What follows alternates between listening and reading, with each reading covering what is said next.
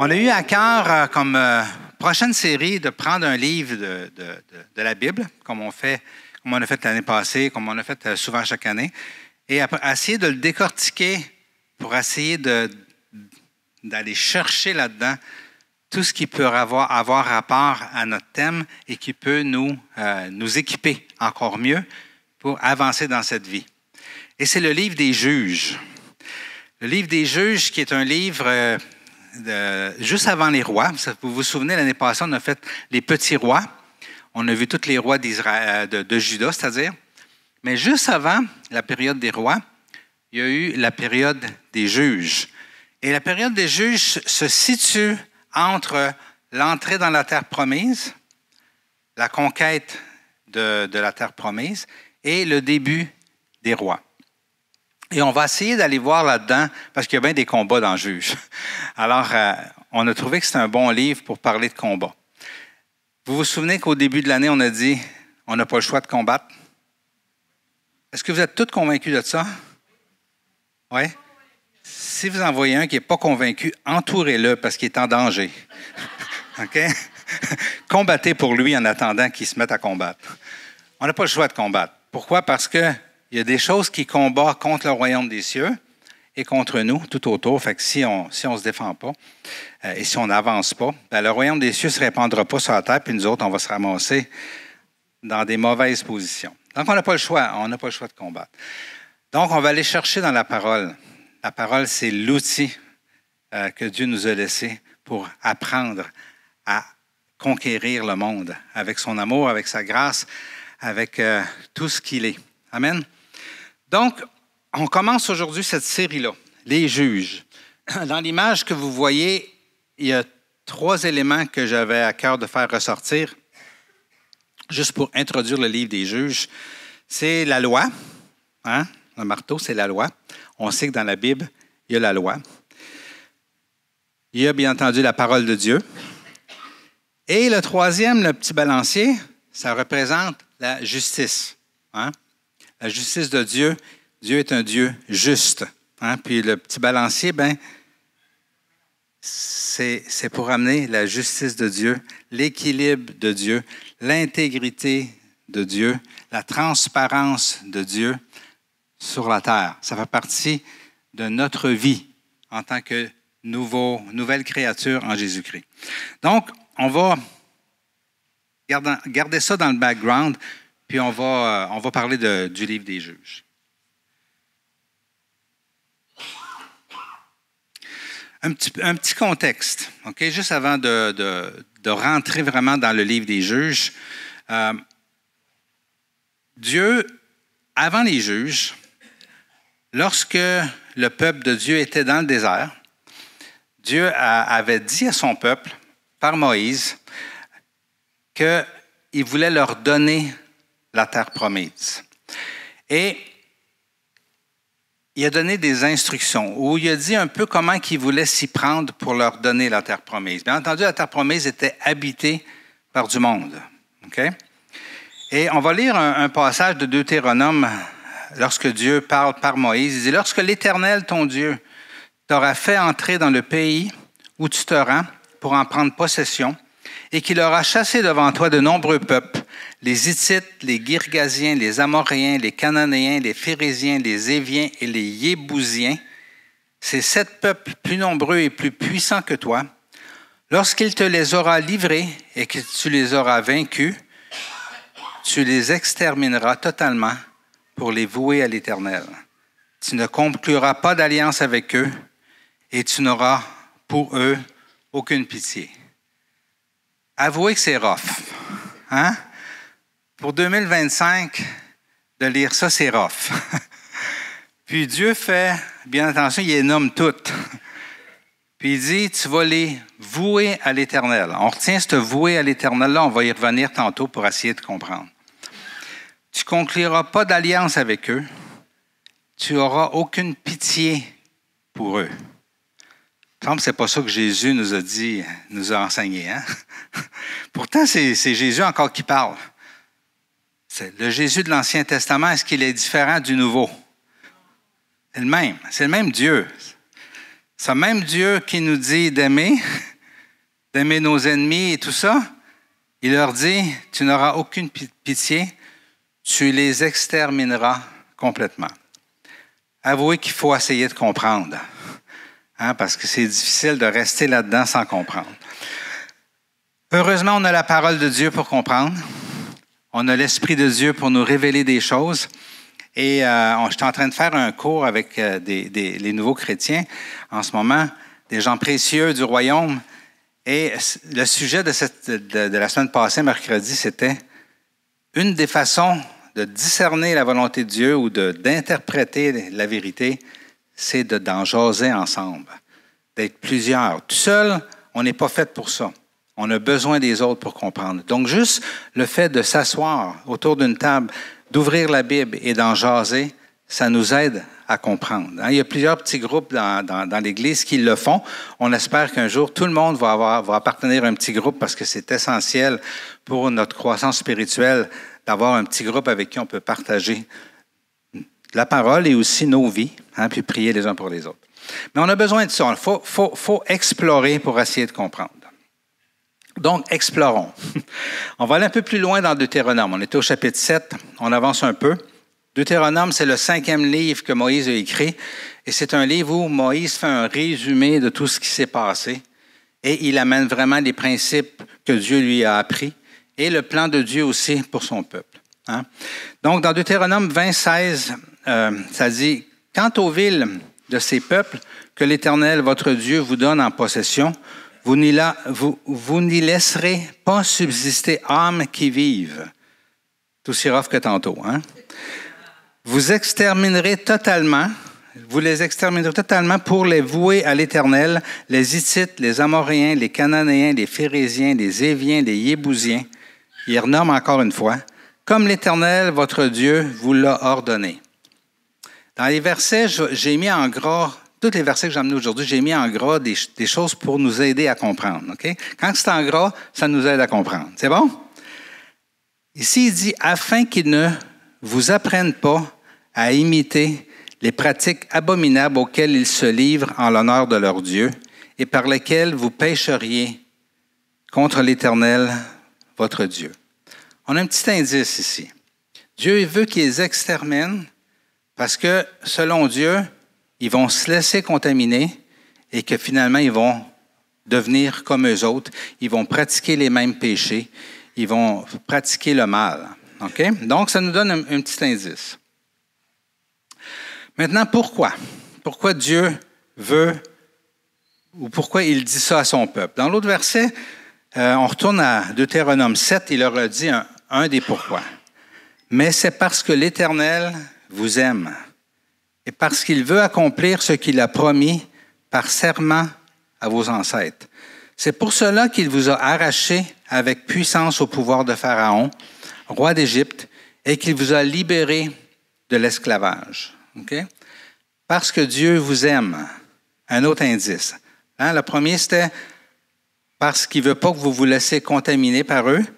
Et maintenant, c'est parce que Dieu vous aime. Il y a un plan pour vous. Okay? Il veut faire quelque chose avec vous.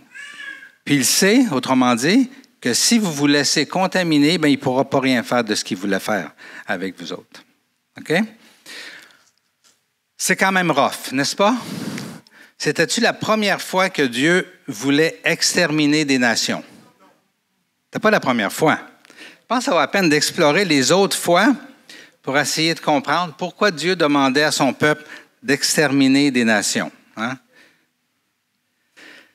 Dans Genèse, c'est arrivé avec le déluge. Hein? Et ça nous dit pourquoi.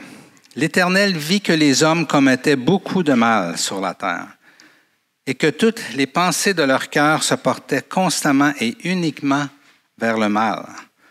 L'Éternel regretta d'avoir fait l'homme sur la terre et eut le cœur peiné. L'Éternel dit, j'exterminerai, le même mot, de la surface de la terre l'homme que j'ai créé. J'exterminerai. Hein? Et il faut comprendre ici que l'humanité est arrivée à un dead end, à un non-retour. Hein, il n'y avait plus rien à faire avec l'humanité. Où est-ce qu'elle était rendue là? La seule façon, le seul plan que Dieu pouvait avoir, c'était de recommencer. Heureusement, il a trouvé une famille qui le craignait et qui croyait en lui, Noé, sa femme et ses 3 fils avec leurs 3 femmes. Okay? Sinon, on ne serait pas là. Une chance. Mais Dieu est le créateur. Est-ce qu'il a le droit de faire ça? Il les a créés. Hein? Quand vous faites un dessin, puis vous ne l'aimez pas, votre dessin, c'est quoi vous faites avec? Vous le jetez au vidange, vous recommencez. Hein?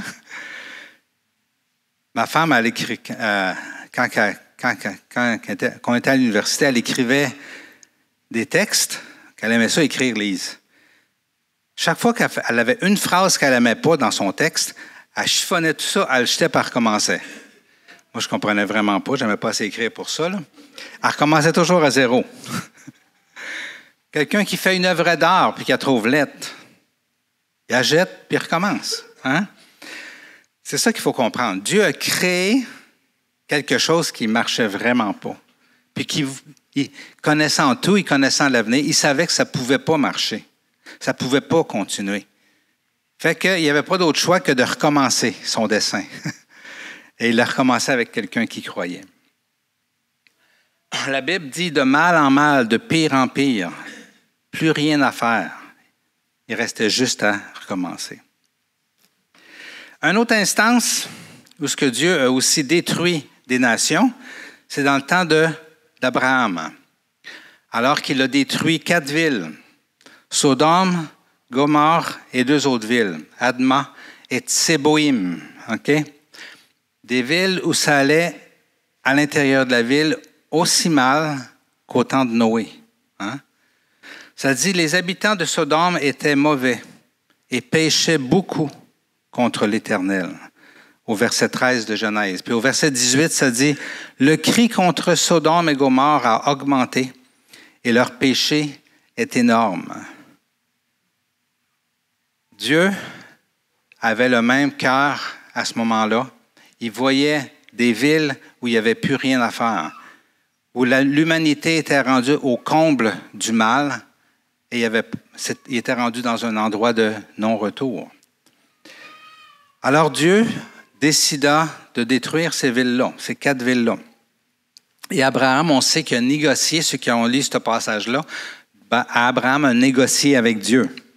S'il y a 50 justes, vas-tu détruire? Hein? Dieu il dit, ben non. Il a descendu jusqu'à 10. Je suis convaincu qu'il aurait pu descendre jusqu'à 2. Puis Dieu aurait dit encore, non, pour 2, je ne détruirai pas.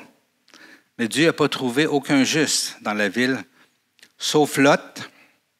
Et Lot n'était pas parfait, quand on regarde un peu son histoire, mais il croyait en Dieu, au Dieu de son oncle Abraham. Et pour ça, Dieu l'a fait sortir avant de détruire. Il a juste détruit ce qui n'avait plus rien à faire avec, mais il a laissé sortir ce qui avait encore de l'espoir, celui qui avait encore de l'espoir. Amen. C'est dur à comprendre aujourd'hui. On sait que le monde au complet a été influencé d'une façon ou d'une autre par les valeurs du ciel. Et ce qui fait que même parmi tous les non-croyants de la planète, il y a des bonnes valeurs dans les cœurs, des valeurs d'intégrité ou d'honnêteté ou d'entraide. Ça existe partout, dans tous les peuples, dans toutes les religions aujourd'hui. Pourquoi? Parce que ça a été influencé par le ciel.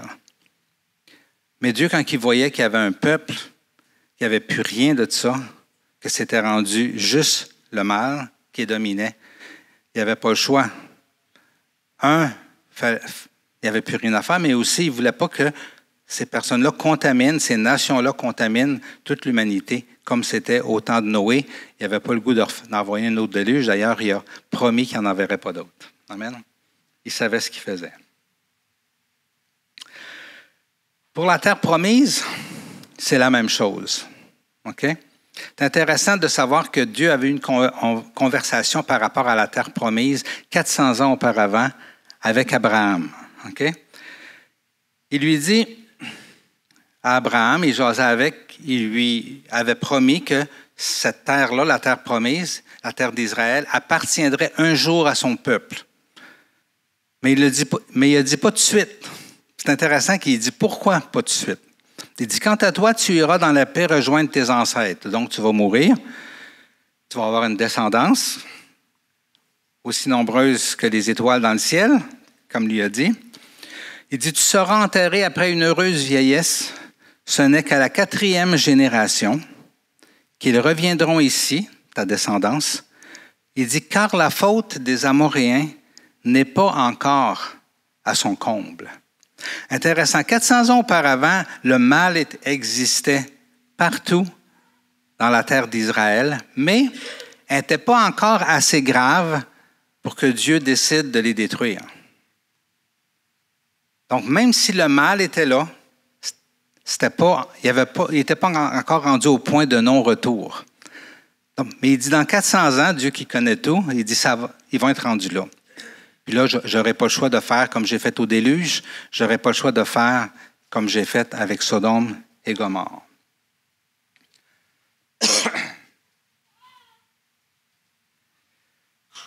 Une chose qui parle beaucoup, quand Dieu parle à Moïse et qui dit d'exterminer totalement la terre promise, il dit, tu vas les vouer à l'Éternel. Et ça parle. Autrement dit, ça ne sera pas un trophée de guerre. Ça ne sera pas pour que tu te pètes les bretelles, pour que tu te penses plus fin qu'eux autres. OK? Il dit, ces gens-là m'appartiennent. C'est moi qui les ai créés. C'est moi qui décide que mon dessin n'est pas beau, puis il n'y a plus rien à faire avec. Je ne peux pas leur faire, il y a trop de lignes, là, ça ne s'efface plus. Là. Ils m'appartiennent. Vous allez les vouer à l'Éternel. Donc, je vous envoie en mission.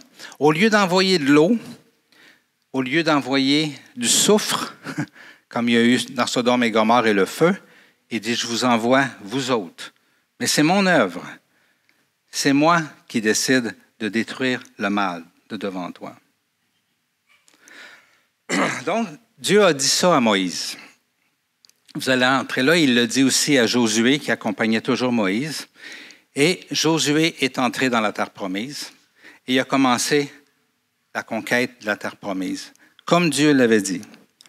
On sait que la première ville qu'il a conquise, ça a été Jéricho. Est-ce qu'il a détruit le juste avec l'injuste à Jéricho? Il y avait une juste à Jéricho. C'était Rahab, la prostituée, qui a cru en Dieu. Hein? Dans la Bible, être juste, c'est de croire en Dieu et de lui obéir. C'est ça d'être juste. C'est pas d'être parfait. OK? C'est important qu'on le sache. Sinon, on se disqualifie vite. C'est de croire en Dieu et de vouloir lui obéir, de vouloir qu'il nous transforme, de vouloir qu'il nous guide. C'est ça, être juste. Rahab, elle faisait partie de la seule personne juste dans Jéricho. Dieu l'a épargnée. Et il a commencé son œuvre d'extermination en exterminant au complet Jéricho.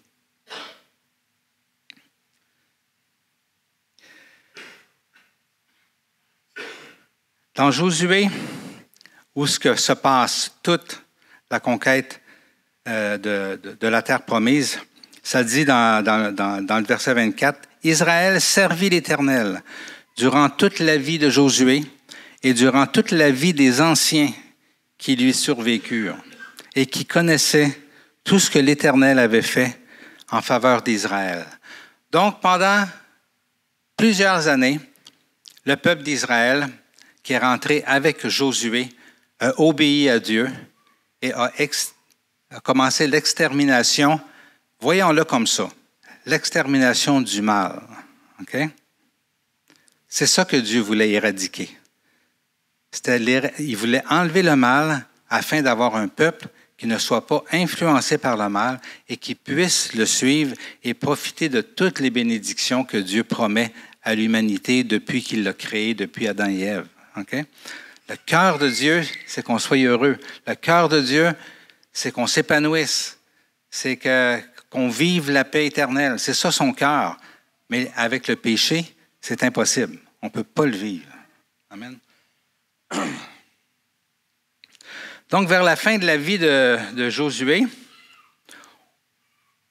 on voit dans les 21 premiers versets de Juges que le peuple cherchait Dieu, le peuple se laissait diriger et il ne vivait que des victoires. Il gagnait tout le temps.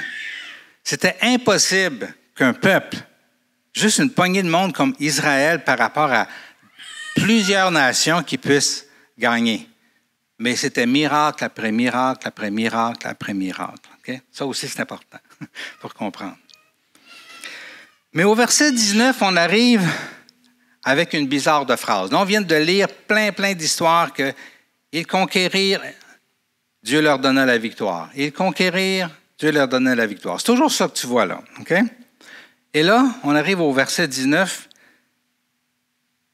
de Juges 1, Juge 1, 19, t'as dit, « L'Éternel fut avec Juda. » Donc, Juda, le contexte, c'est que c'est à son tour là, d'aller conquérir certaines villes, puis d'en prendre possession, puis de s'installer là. Mais ça dit, « L'Éternel fut avec Juda qui se rendit maître de la montagne. Mais il ne put chasser les habitants de la plaine parce qu'ils avaient des chars de fer. » C'est une bonne raison. Il n'a pas pu chasser les gens de la plaine parce qu'il y avait des chars de fer. Est-ce que ça y fait peur à Dieu, des chars de fer? Regardez ce qu'il a dit un petit peu avant, pas longtemps avant, dans Deutéronome. On retourne dans le temps de Moïse. « Lorsque tu iras à la guerre contre les ennemis et que tu verras des chevaux et des chars, un peuple plus nombreux que toi, tu n'auras pas peur d'eux. Car l'Éternel ton Dieu, l'Éternel ton Dieu qui t'a fait sortir d'Égypte est avec toi. » Peu importe si tu vois des bombes atomiques, tu n'auras pas peur. Parce que Dieu est avec toi. C'est ça que Dieu il disait à son peuple. C'est ça que le peuple, avec Josué, quand ils sont rentrés, qui avait comme compréhension. Et c'est comme ça qu'ils ont conquéri plein de nations. Mais là, on dirait que ça changeait. Il y a des chars. Pour la première fois, donc, le langage change. Il y a une peur qui s'installe. Un manque soudain de confiance en Dieu. Avant ça, ils menaient un bon combat. C'était quoi leur combat avant ça? D'obéir à Dieu, tout simplement, et de lui faire confiance. Dieu lui demande quelque chose, je te fais confiance, je le fais, ça marche. C'est ça la vie chrétienne. Dieu m'inspire quelque chose, j'y fais confiance, je le fais, ça marche. C'est ce que Jésus a dit. Tout ce que vous demanderez à mon Père, il vous l'accordera. Et bien entendu, Jésus est en train de parler pas de nos caprices qu'on demande à Dieu, mais de notre obéissance à Dieu. Donc, si vous entendez mon Père dire quelque chose et que vous lui obéissez, tout ce que vous lui demanderez pour accomplir son œuvre, il va vous le donner. 100% du temps. Parce que Dieu est comme ça. Amen. Mais soudainement, la donne avait changé. Les yeux n'étaient plus dirigés vers Dieu, mais vers ce monde, le monde qui nous entoure, où le péché règne, où ce n'est pas Dieu qui règne, mais c'est le péché qui règne et qui contamine si facilement le peuple de Dieu. Qu'est-ce qui s'est passé par la suite? Le peuple de Dieu, d'Israël, a passé du surnaturel au naturel. Quelle tragédie! Saviez-vous ça que Dieu nous appelle au surnaturel? Il ne nous appelle pas au naturel. On n'a aucune chance dans le naturel. Si on combat par nous-mêmes, si on fait nos propres stratégies, nos propres plans, notre propre logique, ça ne marchera pas notre vie, là. Dieu nous appelle au surnaturel, où notre vie est inspirée par lui, où on avance dans ses voies et où Dieu rouvre les portes, combat pour nous et nous donne la victoire. Dans nos propres vies et dans notre vie autour de nous autres. C'est ça notre appel. Le peuple d'Israël venait de passer du surnaturel au naturel. Ce que leurs yeux voyaient, c'était ce qu'ils croyaient. C'était plus ce que leur foi voyait qui les dirigeait. Et ça dit, les Benjaminites ne chassèrent pas les Jébusiens qui habitaient à Jérusalem. Et ceux-ci ont habité jusqu'à aujourd'hui dans Jérusalem avec les Benjaminites. C'est le contraire de ce que Dieu leur avait dit. Manassé ne chassa pas les habitants. Les Cananéens voulurent rester dans le pays lorsqu'Israël fut assez fort, et il soumit les Cananéens à des corvées, mais il ne les chassa pas. Éphraïm ne chassa pas les Cananéens qui habitaient à Gézer, et ceux-ci habitèrent au milieu d'Éphraïm. Zabulon ne chassa pas les habitants. Les Cananéens habitèrent au milieu de Zabulon, mais ils furent soumis à des corvées. Les Assérites habitèrent au milieu des Cananéens qui étaient installés dans le pays, car ils ne les chassèrent pas. Ils avaient arrêté de faire ce que Dieu leur demandait. Il les avait demandé d'exterminer le mal. Eux laissaient le mal. Et il y avait l'impression qui dominait sur le mal. Savez-vous pourquoi? Parce qu'ils les soumirent à des corvées. Ils sont devenus esclaves d'eux autres. Fait que vu qu'ils étaient esclaves, ils ont dit, regarde, on n'a pas besoin de les exterminer. Ils sont nos esclaves maintenant. Et c'est intéressant que Dieu avait donné ces instructions-là à son peuple quand il était en guerre contre d'autres pays à l'extérieur de la terre promise. Il leur disait, propose-leur la paix pour commencer. Et s'ils refusent la paix, bien là, c'est correct, fais la guerre. Mais sinon, propose-leur la paix. Puis s'ils ne veulent pas, bien fais-leur la guerre, tu vas gagner, puis ils seront soumis, puis tu leur donneras des corvées. Mais pas le peuple de la terre promise. Ces gens-là sont arrivés au comble du mal. Ils vont juste vous mettre des pieds d'un plat.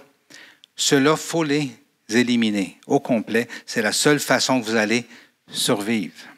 OK? Ils n'ont pas fait ça. Ils ont passé au naturel. Dans Juge 2, 1, 2, ça dit « Un envoyé de l'Éternel, un prophète, monta à Gilgal, à Bokh-Kémédi. Je vous ai fait sortir d'Égypte. Je vous ai amené dans le pays que j'avais juré à vos ancêtres de vous donner. J'ai dit, jamais je ne romprai mon alliance avec vous. Quant à vous, vous ne conclurez pas d'alliance avec les habitants de ce pays. Vous démolirez leurs autels, mais vous ne m'avez pas obéi. Pourquoi avez-vous fait cela? » C'est notre grosse question matin. Pourquoi ont-ils fait cela? Il faut comprendre pourquoi si on ne veut pas faire la même chose. Êtes-vous d'accord? Dieu n'a pas laissé ça dans la Bible pour qu'on lise des belles histoires. On a des leçons à apprendre. Il faut aller les chercher, ces leçons-là. La Bible a dit qu'après que ce prophète-là leur a parlé, les habitants qui n'ont pas obéi à Dieu se sont mis à pleurer. Mais même s'ils ont pleuré, même s'ils regrettaient, même s'ils se sentaient mal de ne pas avoir obéi à Dieu alors qu'ils l'avaient vu agir avec tant de miracles, ils n'ont quand même pas fait ce que Dieu leur demandait. Ils ont juste pleuré. Des fois, ça ne donne pas grand-chose, juste pleurer. La Bible parle de repentance. La repentance, c'est quand on décide de changer d'idée, de changer de direction. C'est pas mal plus fort que pleurer. C'est correct de pleurer aussi, là, mais il faut pleurer et changer de direction. C'est ce qu'ils n'ont pas fait. Amen. Dieu veut nous bénir, Dieu veut notre bonheur, il veut notre liberté, il souhaite notre épanouissement, il veut qu'on prenne possession de la vie abondante qu'il nous a promis et qu'il nous offre. Et la seule façon pour les Israélites d'avoir pu vivre ce bonheur-là, ça aurait été d'éliminer complètement le mal dans leur contexte de vie. Parce que Dieu savait qu'ils seraient contaminés à nouveau. C'est la même chose avec nous autres. Dieu nous veut libres, Dieu nous veut heureux, Dieu nous veut en paix, Dieu nous veut épanouis. Il veut éliminer de notre vie tout ce qui nous détruit. Et il nous demande, comme il demandait à son peuple, on pourrait se demander pourquoi il n'a pas envoyé de l'eau et du soufre plutôt qu'envoyer son peuple. Et moi, je vous dirais, la seule réponse que je vois là-dedans, c'est pour nous autres. C'est pour nous autres qu'il a demandé à son peuple de faire ça, pour qu'on puisse apprendre de ce peuple-là que nous, on doit éliminer le mal à la façon de Dieu, de nos propres vies, si on ne veut pas que le mal nous envahisse et nous éloigne du plan de Dieu. Amen. Je suis convaincu que c'est pour ça. Dieu préparait un plan, il préparait un peuple, il préparait son Église, il préparait le royaume des cieux sur terre. Vous êtes ce peuple-là. Vous êtes son Église. Vous êtes le royaume des cieux sur la terre en ce moment, avec l'Esprit qui est en vous. Amen. Dieu préparait ça pour nous. Il voulait qu'on apprenne à partir de ça. Que nous devons éliminer le mal. Sinon, le mal va gagner sur nous, comme il a gagné sur le peuple d'Israël.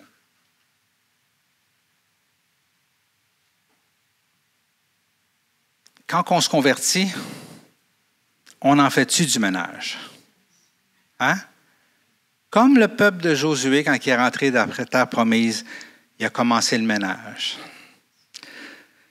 Mais on est-tu d'accord que des fois, on se relâche? Après quelques conquêtes, finalement, on commence à vivre la paix de Dieu. On commence à vivre les bénéfices du royaume. On commence à goûter que c'est bon. Et finalement, on se dit, ce petit péché-là, il n'est pas si pire, finalement. Il n'a pas l'air à trop déranger. D'après moi, il ne me contaminera jamais trop. Et on commence à accepter dans nos vies des petites choses qui, finalement, ne sont pas si pires. Alors qu'on était si zélés au début. Hein? Ou on dit comme eux autres, « Ah, c'est trop gros pour moi, ça. J'y arriverai pas. Un gros char de fer. C'est impossible pour moi. »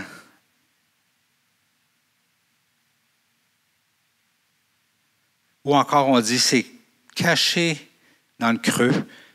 Personne ne le voit, puis moi, la plupart du temps, j'y pense pas trop. Ça ne m'atteindra jamais. Ça va juste rester là. J'ai juste une petite relation avec mon péché. De toute façon, je l'ai asservi. Il fait des corvées pour moi. Je n'ai pas besoin de l'exterminer. Il est mon esclave. C'est toujours moi qui va dominer sur lui. Ça ne sera jamais lui. Pourquoi l'exterminer si j'ai la victoire dans ma vie?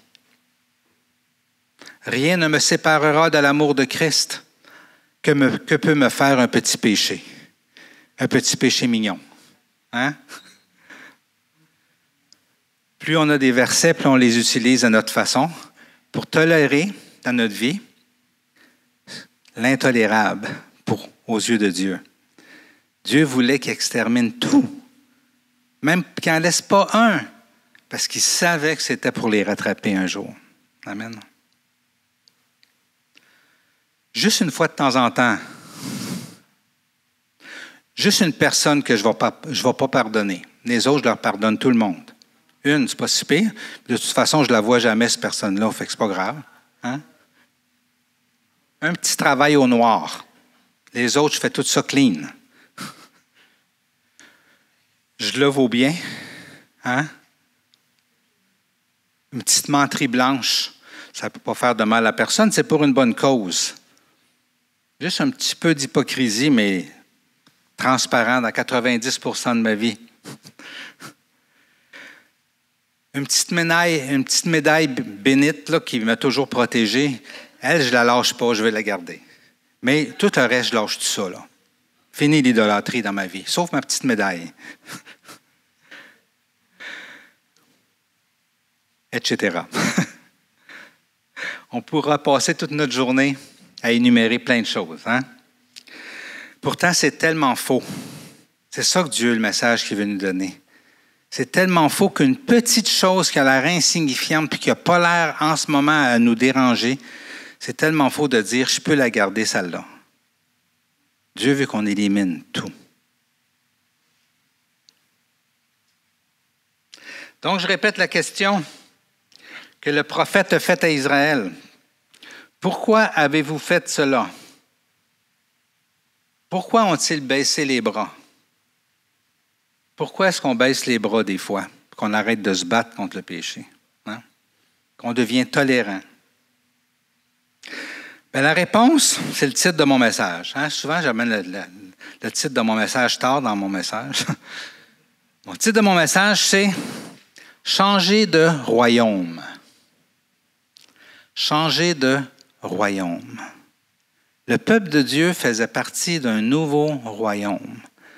Dieu voulait les emmener dans une terre promise où le mal serait éliminé et il voulait les emmener dans son royaume, comme Jésus disait à Pilate, son royaume qui ne fait pas partie de ce monde où l'ennemi règne, dans un royaume nouveau. C'était le cœur de Dieu, parce qu'il sait qu'il y a juste dans son royaume qu'on est heureux. Ils n'ont pas vu ça. Ils ont resté les yeux sur le royaume de la terre, au lieu d'accepter de changer de royaume où il s'était assuré qu'il y aurait la victoire en tout temps. Il y aurait eu toujours la victoire. 100% du temps, Dieu leur aurait donné.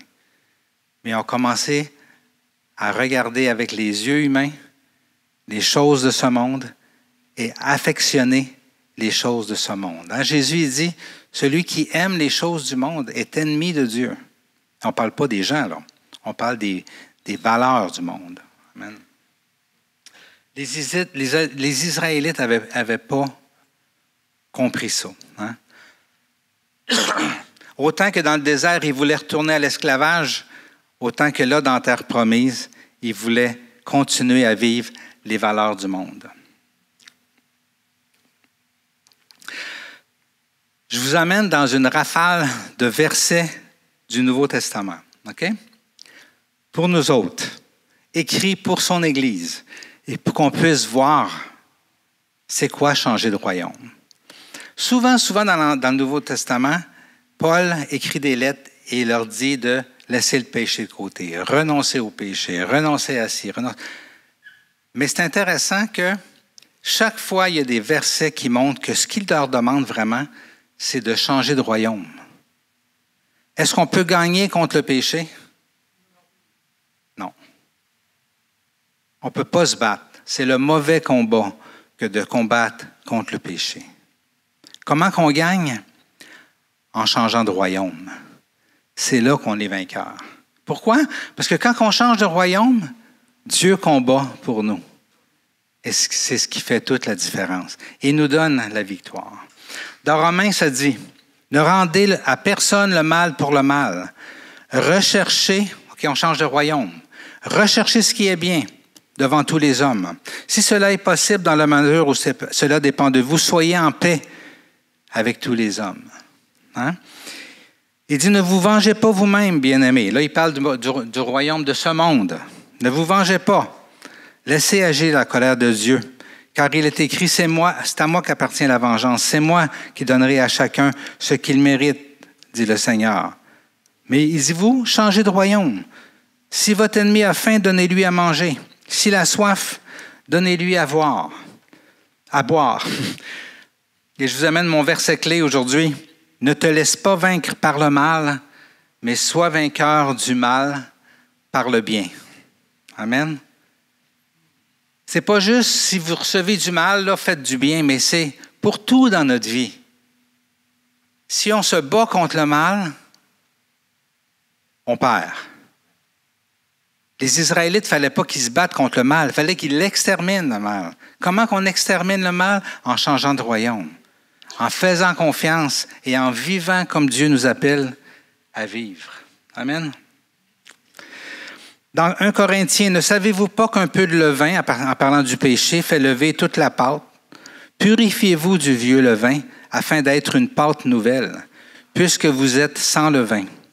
Là, il parle aux chrétiens. Votre nouvelle nature, c'est sans levain. Pourquoi accepter un peu de levain? Qu'est-ce qui arrive avec un peu de levain dans une pâte? Ça se remplit. Es-tu capable d'enlever le levain dans une pâte qui est remplie de levain? Même avec un microscope, ça va te lever de bonne heure. Hein?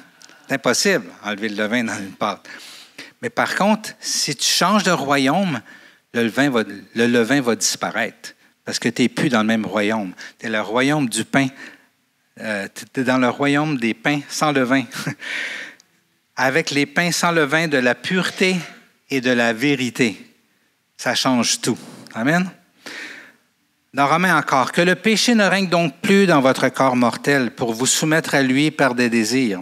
Ne mettez plus vos membres au service du péché comme des instruments d'injustice, mais, là on change de royaume. Au contraire, livrez-vous vous-même à Dieu comme des morts revenus à la vie et mettez vos membres à son service comme des instruments de justice. C'est comme ça qu'on combat.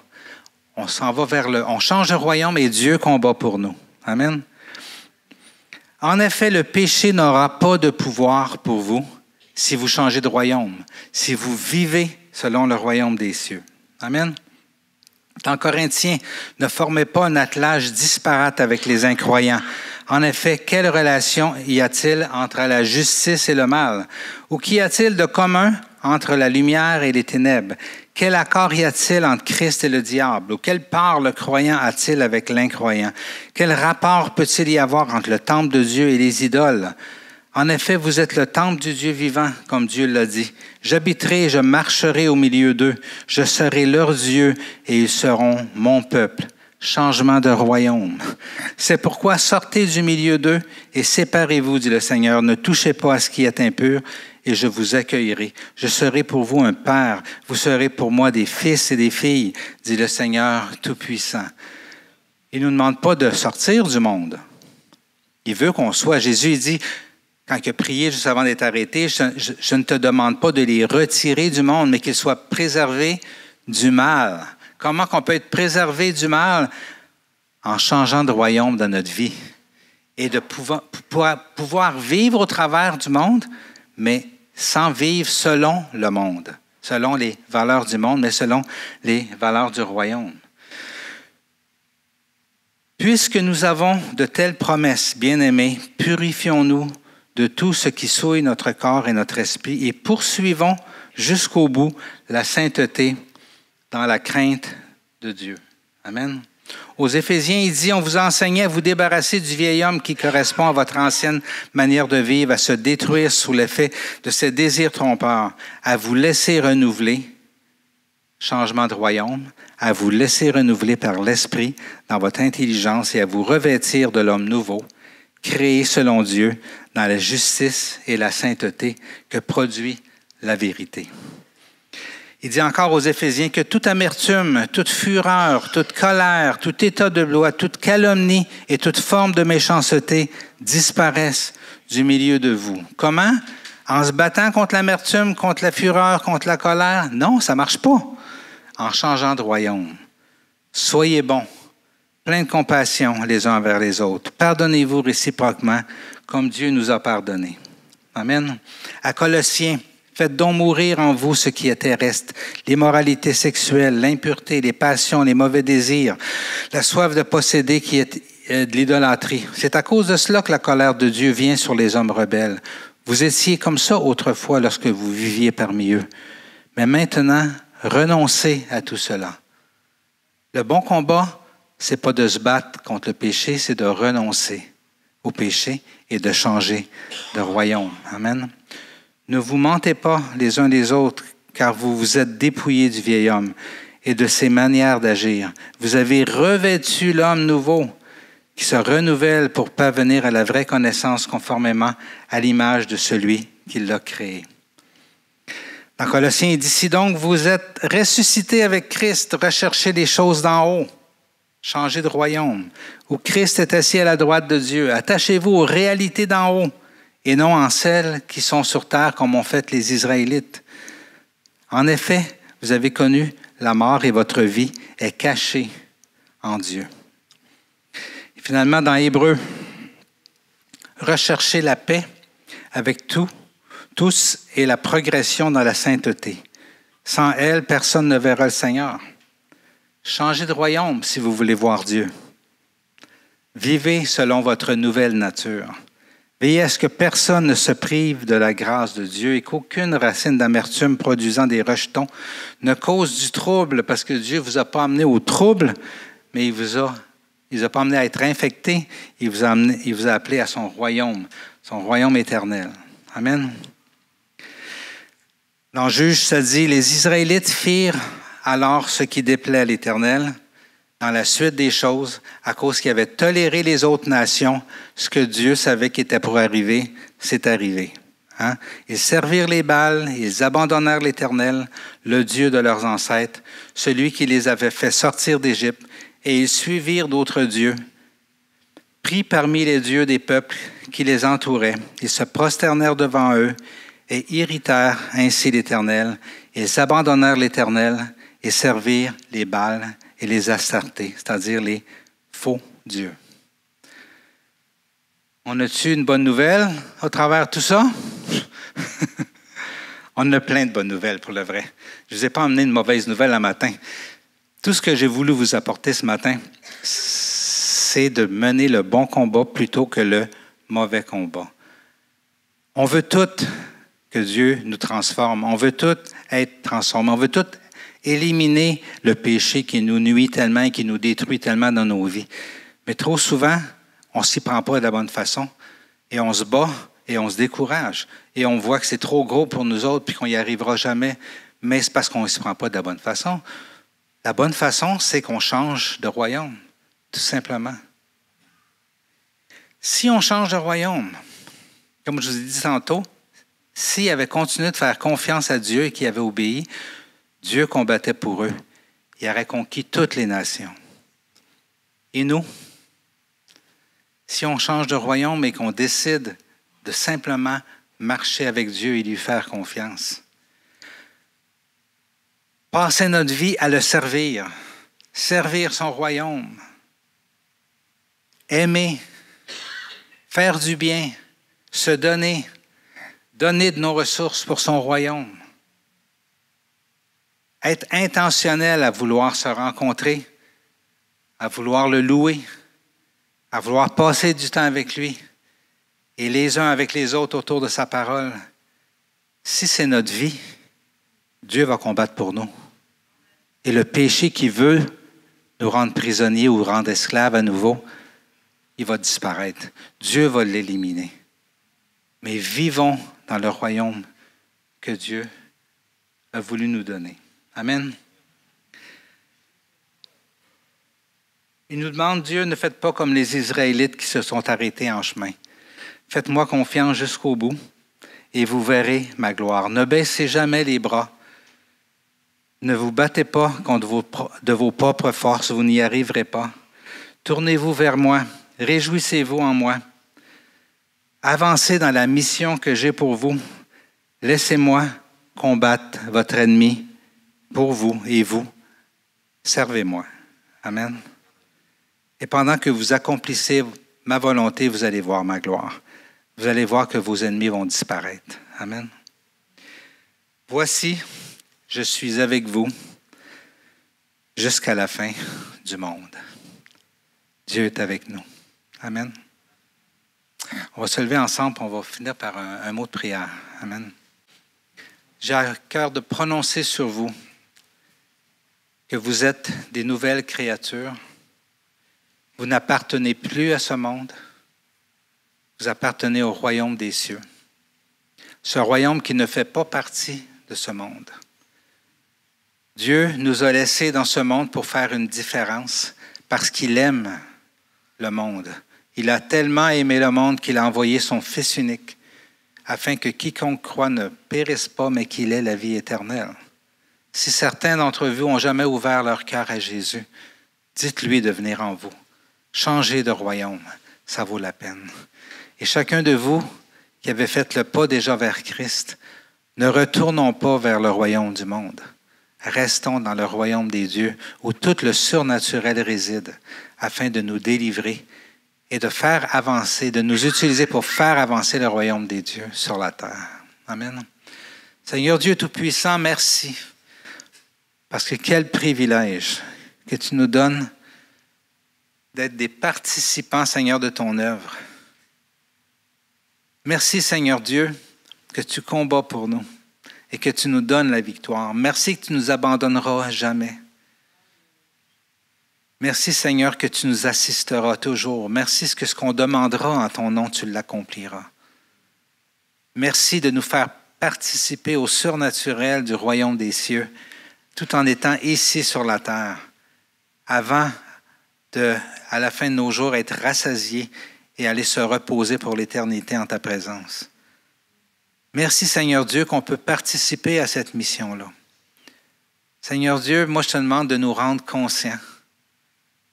De nous rendre conscients qu'on ne peut pas gagner par nos propres forces, mais que c'est toi qui combats pour nous et qui nous donne chacune des victoires de nos vies. Rends-nous conscients, Seigneur Dieu, qu'on n'appartient plus au royaume de ce monde. Rends-nous conscients du royaume éternel dans lequel nous appartenons maintenant, pas quand on va mourir, maintenant, ici sur la terre. Et nous sommes revêtus, Seigneur Dieu, de ton esprit, de cette nouvelle nature, de cette nouvelle vie que tu nous as donnée. Et avançons avec cette foi, que tu es avec nous dans cette aventure. Je te prie, Seigneur, pour chacun de ceux qui luttent en ce moment avec le péché et qui ont l'impression qu'ils n'y arriveront pas. Père, je te prie pour chacun d'eux afin que tu leur donnes l'espoir et que tu les aides à se tourner vers toi et d'arrêter de faire face à leur ennemi, de se tourner vers toi et de faire confiance à celui qui les aime depuis la fondation du monde et qui les aimera pour l'éternité. Et de pouvoir avancer en victoire, Seigneur Dieu, avec toi. Que ta grâce soit sur ton peuple et fais de nous un peuple qui fait avancer ton œuvre dans la Naudière. Au nom de Jésus-Christ. Amen.